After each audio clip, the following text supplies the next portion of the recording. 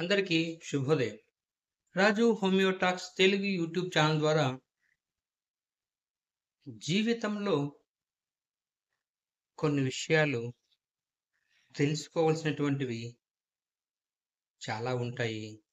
అందులో ఒక చిన్న ముఖ్యమైన విషయము ఈరోజు మీకు మిత్రులారా, సాలెపురుగు ఎంతో సహనంగా గూడు కట్టుకుంటుంది. ఒక్క చీపురు దెబ్బకు మొత్తం పాడైపోతుంది.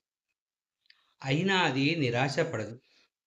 మళ్ళీ తన ప్రయత్నాన్ని మొదలు పెడుతుంది, గూడు కట్టుకుంటుంది. మనం కూడా అంతే.